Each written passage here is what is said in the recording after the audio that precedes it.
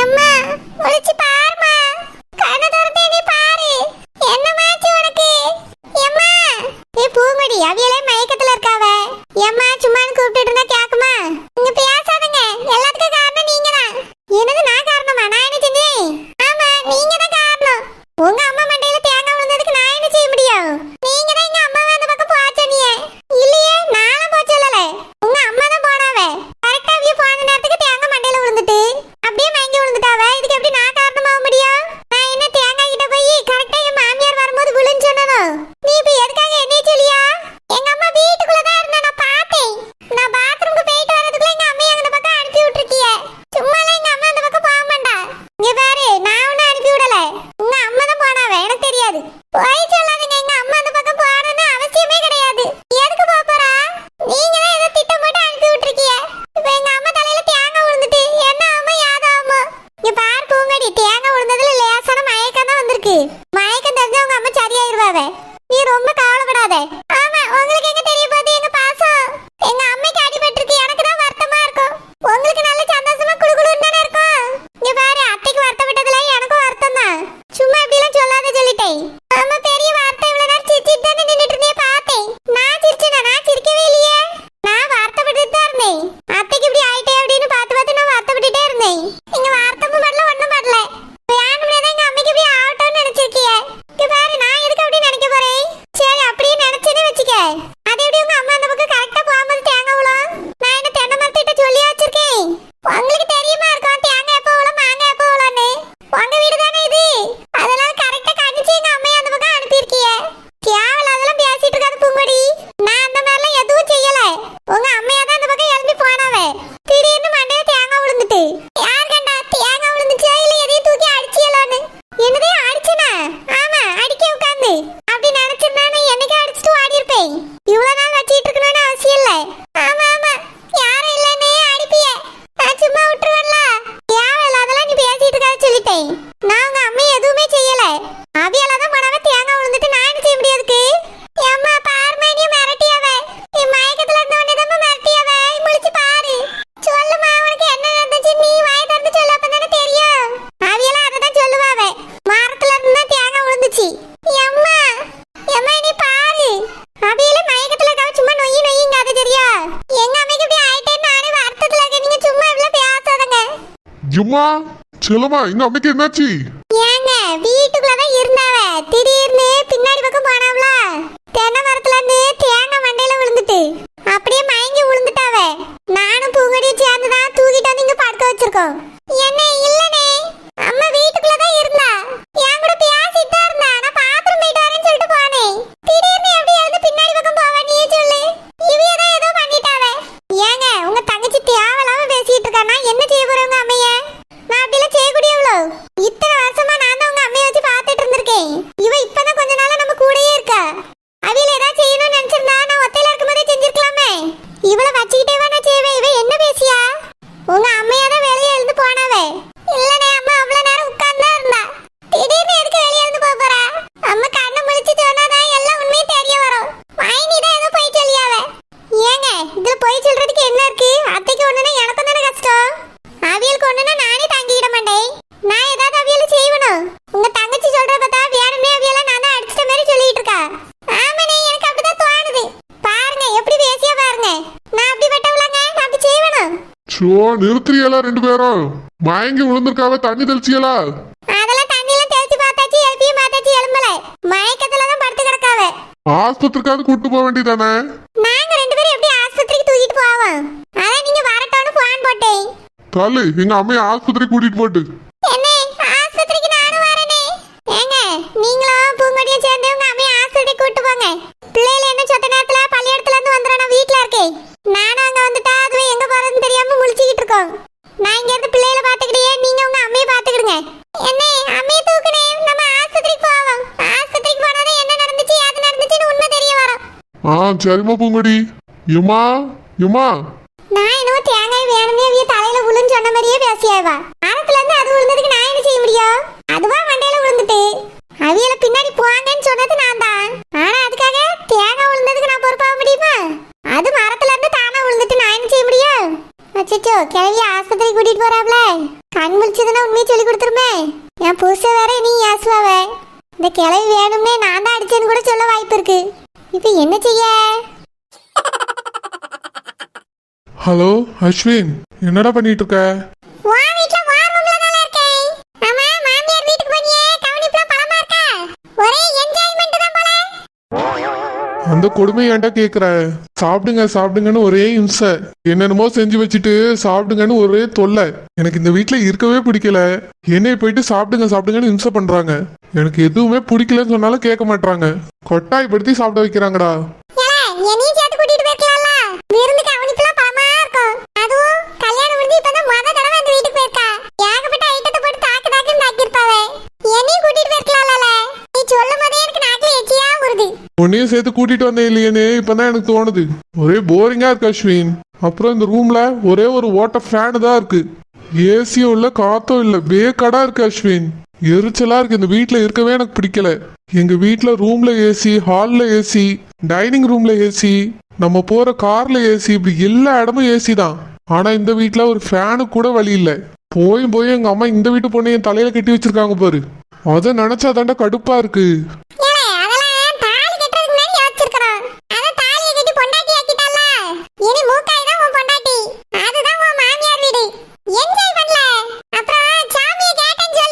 டேய், இந்த மூக்காய் ஒரு இம்சைனா அது அதுக்கு மேல பெரிய இம்சை. வந்து நின்னுட்டு வெக்கப்படுறீங்களா அப்படின்னு கேட்டுட்டு போறா. டேய் அஸ்வின், ஏதாவது சொல்லிட போறேன்டா. நான் எதுக்குடா அவளை பார்த்து வெக்கப்பட போறேன்? ஃபர்ஸ்ட் நைட் அன்னைக்கு அந்த ரூம்ல இருக்க முடியாதுன்னு சொல்லிட்டு வெளியே வந்தேன்ல, அத இந்த லூசு அதுகிட்ட வெக்கப்படுறேன்னு சொல்லி வச்சிருக்கு. அதுவும் வந்து வெக்கமே இல்லாம கேக்குது. ஒரே இம்சையா இருக்குடா. என்னோட கஷ்டம் உனக்கு சிரிப்பா இருக்கு என்ன?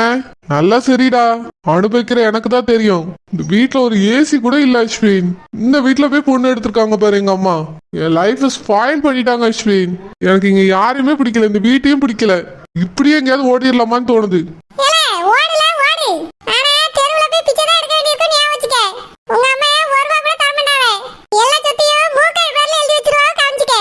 டேய், நான் தாண்டா உங்க பெத்த மகன்.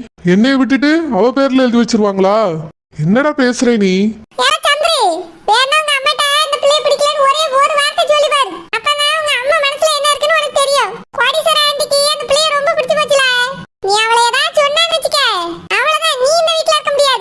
ஆமாண்டா, நீ சொல்றது உண்மைதான். இவள அம்மாவுக்கு ரொம்ப பிடிச்சு போச்சு. அதனாலதான் ஒரு சின்ன பிரச்சனைனாலும் அம்மா ஏன் மேல கோவப்படுறாங்க. அதுக்கு தாண்டா ஒரு ஐடியா வச்சிருக்கேன். இவ எனக்கு கொஞ்சம் கூட தகுதியானவ இல்லைன்னு அம்மா புரிஞ்சுக்கிடணும். அம்மாவே இவளை வீட்டை விட்டு வெளியே போன்னு துரத்தணும். அதுக்குதான் ஐடியா யோசிச்சுட்டு இருக்கேன். ஐடியா மட்டும் கிடைச்சிருச்சுன்னு வச்சுக்கிய, மூக்கைய நம்ம துரத்த வேண்டாம். எங்க அம்மாவே துரத்தி விட்டுட்டு எனக்கு வேற ஒரு நல்ல பொண்ணா பார்த்து கட்டி வச்சிருவாங்க. டேய், 1% கூட எனக்கு அவ தகுதி இல்லாதவடா. அவ பேரும் மூஞ்சும் சரியான பட்டிக்காடு. அவளை எனக்கு சுத்தமா பிடிக்கல. எங்க அம்மாவால தான் அவ கழுத்துல தாலியை கட்டினேன். எப்போ அவ என் வாழ்க்கையில இருந்து போறாளோ அன்னைக்குதான் நான் நிம்மதியா இருப்பேன். நீ பாத்துட்டே இரு. சீக்கிரமா அவளை வீட்டை விட்டு துரத்திட்டு நான் வேற ஒரு பொண்ணை பார்த்து கல்யாணம் பண்றேன்.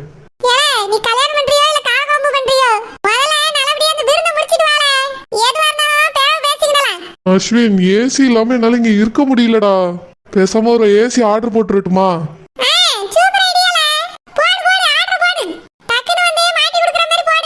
ஆமாண்டா, அதான் பண்ணணும். ஆனா ஏசிக்கு காசு இல்லையே. அம்மாட்ட தான் கேட்கணும். அவங்க கிட்ட கேட்டா என்ன சொல்லுவாங்கன்னு தெரியல. ஒரு நாள் கூட ஏசி இல்லாம இருக்க முடியாதான்னு கேட்பாங்க. நம்மளுக்கு வசதி வர்றதுக்கு முன்னாடி நீ எப்படி இருந்தான்னு கேட்பாங்க. இல்ல அஸ்வின், அம்மா போகும்போதே சொல்லிதான் விட்டாங்க. அங்க போயிட்டு எல்லாத்தையும் அட்ஜஸ்ட் பண்ணி நடந்துக்க, என்ன குடுக்குறாங்களோ சாப்பிடு, குறைலாம் சொல்லாதன்னு சொன்னாங்க. ஏசி இல்ல ஆர்டர் பண்ணிக்கிட்டோமான்னு கேட்டா அம்மா கண்டிப்பா திட்டுவாங்கடா. வசதி வர்றதுக்கு முன்னாடி நீ என்ன ஏசிலயா இருந்தேன்னு கேட்பாங்க. உனக்கே தெரியும்லடா, நம்ம ஹாஸ்டல்ல இருக்கும் போதே நம்ம ரூம்ல ஏசி இருந்துச்சு. அம்மாட்ட ஃபீஸ் கட்டணும்னு சொல்லி காசை வாங்கிட்டு அந்த காசுல ஏசி வாங்கி மாட்டணும்ல. அப்பத்துல இருந்து நான் ஏசிக்கு பழகிட்டேன்டா. இப்போ திடீர்னு வந்து இந்த மாதிரி ஒரு ரூம்ல இருக்கிறதுக்கே எரிச்சலா இருக்கு. அது மட்டும் இல்லாம நைட் ஃபுல்லா ஸ்டே பண்ணோம்னா ரொம்ப கடுப்பா இருக்கு. அம்மாட்ட கேட்கவும் பயமா இருக்கு ஏதாவது சொல்லுவாங்களோன்னு. இப்ப என்ன பண்றதுனே புரியல. டேய், இந்த கொடுமை ஏன்டா கேக்குற? சோஃபாவே யார் வீட்டுல இருந்தோ வாங்கிட்டு வந்து போட்டு வச்சிருக்காங்க. இவங்க கிட்ட போய் ஏசி வாங்குங்கன்னு சொல்ல முடியுமா? இல்ல அவ்வளவு காசுதான் இவங்க கிட்ட எல்லாம் இருக்குமா? நல்ல ஓசியில பொண்ணுக்கு கல்யாணம் பண்ணி வச்சுட்டாங்க. 1 ரூபா கூட அவளுக்குன்னு செலவு பண்ணல. அட்லீஸ்ட் ஒரு ஏசியாவது வாங்கி மாட்டிருக்கலாம்ல. மருமகன் வசதியான வீட்டு பையன் மட்டும் தெரியும், ஒரு ஏசி வாங்கி வைக்கிறதுக்கெல்லாம் தெரியாது. எரிச்சலா வருதுடா இந்த வீட்டுல இருக்கிறதுக்கு.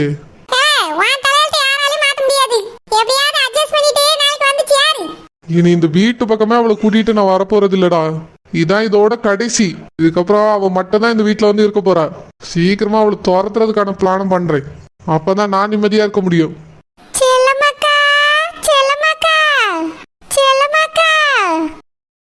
வாசல்பா வாங்க ரோசப்பக்கா. என்னக்கா உங்க மாமியார் தலையில தேங்காய் விழுந்துட்டாமே, என்னாச்சு? இப்ப எப்படி இருக்காவ? என் புருஷனும் என் நாத்தனாரும் சேர்ந்து ஆஸ்பத்திரி கூட்டிட்டு போயிருக்காவ. அப்படியா? இப்ப பரவாயில்லையாம்மா? தெரியலக்கா, ஆஸ்பத்திரியில பார்த்தாவளா என்ன ஏது நானும் போன் பண்ணி கேட்கவே இல்லை. கொஞ்ச நேரத்துக்கு முன்னாடி தான் போனாவே. வரட்டோன்னு நான் பாட்டுக்கே இருக்கேன். ஏக்கா எப்படிக்கா விழுந்துச்சு? அதுவா டொங்குன்னு விழுந்துச்சு. அது இல்லக்கா, உங்க மாமியார் எதுக்கு தென்னை மரம் பக்கத்துல போனாவ? அது அவிய சேலையை துவைச்சு காய போட்டிருந்ததா, அது முள்ளுல பட்டு கிழிஞ்சிர போது போய் எடுத்து மடிச்சு வைங்கன்னு சொன்னேன். சேலை எடுக்கிறதுக்காக பின்னாடி போனாவ. அந்தால பார்த்தா தேங்காய் மண்டையிலே விழுந்துட்டு. ஐயோ! ஆமா சில்பா, வீட்டுக்குள்ள அவிய பாட்டுக்கு தான் இருந்தாவ. நான் தான் பின்னாடி போங்கன்னு சொன்னேன். அந்த நேரத்துல வந்து கரெக்டா தேங்காய் விழுந்துட்டு ஆவியெல்லாம் மயங்கி விழுந்துட்டாவ. என் நாத்தனாருக்கு என் மேலதான் ஒரே டவுட்டு. எங்க அம்மா நல்லா தானே வீட்டுக்குள்ள இருந்து பேசிக்கிட்டு இருந்தா, எதுக்கு வெளியே போனா நீ நோண்டிக்கிட்டே இருந்தா. நான் எனக்கு தெரியாது, சும்மா தான் போனாவ, தேங்காய் விழுந்துட்டு அப்படின்னு சொல்லிட்டேன். இப்ப ஆஸ்பத்திரி போன பிறகு கண்ணு முடிச்சாவன்னு வச்சுக்கேன், உண்மையெல்லாம் சொல்லிடுவாவ. அவளதான் என் புருஷனும் என் நாத்தனாரும் வந்து ஏசி தள்ள போறாவ. செல்லம்மா, மரத்துல இருந்து தேங்காய் விழுந்ததுக்கு நீ என்ன செய்வா? ஆமாக்கா, நான் என்ன செய்வேன்னு சொல்லுங்க. நான் என்னமோ வேணும்னே பண்ண மாதிரி சொல்லி அந்த பூங்கடி. அப்படியா? ஆமா சில்பா, நான் தான் எதையோ தூக்கிட்டு அடிச்சுட்டேன்னு சொல்லியா. அப்புறம் வேணும்னே தேங்காய் விடுற நேரத்துல அவ அம்மையை அனுப்பி விட்டுட்டேன்னு சொல்லியா. என்னென்னமோ அவ இஷ்டத்துக்கு பேசியா பாத்துக்க. நான் சொல்லிட்டேன் இத்தனைக்கும், நான் எதுவுமே பண்ணல, அவியெல்லாம் போனாவ விழுந்துட்டுன்னு. நம்பவே மாட்டேங்க. நானே ஏதோ செஞ்சுட்டேன்னு சொல்லிட்டு இருக்கா. தேங்காய் மரத்துல இருந்து விழுந்ததுக்கு நான் என்ன செய்ய முடியும்னு சொல்லி. ஏக்கா விடுங்கக்கா, உங்க மாமியா கண் முழிச்சா உண்மை என்னன்னு தெரிஞ்சிட போகுது. அப்பயே நான் தானே மாட்டுவேன், நான் தானே வெளியே போக சொன்னது. வந்த உடனே இவதான் நீ வெளியே போக சொன்னா, இந்த மாதிரி ஆனதுக்கு இவதான் காரணம், வீட்டை விட்டு துரத்துன்னு சொல்லுவாவ. என் புருஷனை அதை கேட்டுட்டு வீட்டை விட்டு வெளியே போம்பாரு. அப்புறம் அவியலா சேர்த்துக்கிற மாதிரி சேர்த்துக்கிடுவாவ. தினம் இதே கூத்தாதான் இருக்கு. இந்த வீட்டுக்கு நான் வாக்கப்பட்டு வந்ததுதான் வந்தேன். தினமும் ஒரே இம்சை. என் மாமியார் தான் இந்த மாதிரி பண்ணுதுன்னு பார்த்தா என் நாத்தனார்காரி அதுக்கு மேல ஏதாவது ஒண்ணு பண்ணி நீ வீட்டை விட்டு துரத்திடணும்னு நிக்காவ. இப்ப எதுக்கு தெரியுமா நீங்க வச்சிருக்காவ? 3 வேளையை நல்லா சமைச்சு போடியெல்லாம் அதுக்குதான் வச்சிருக்காவ.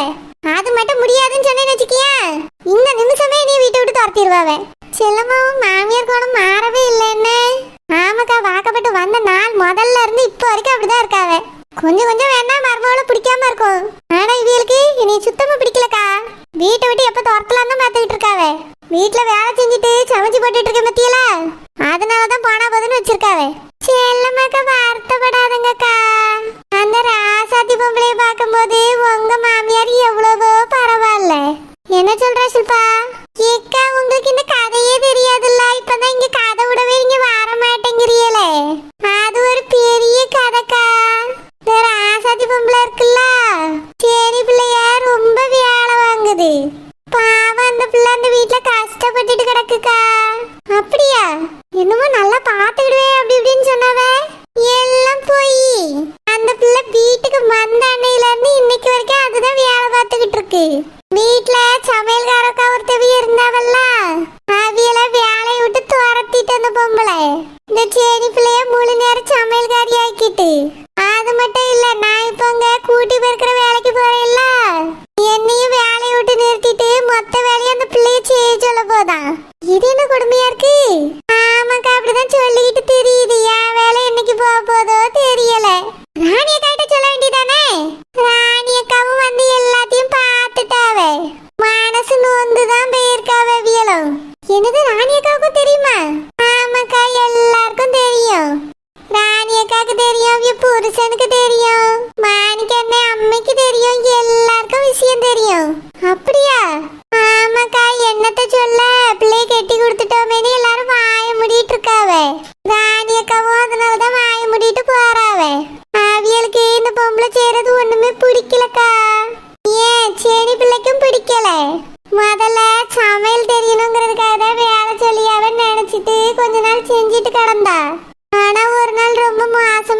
சீதாவக்கா, நீ தான் இந்த வீட்டுக்கு சமையல்காரி, நீ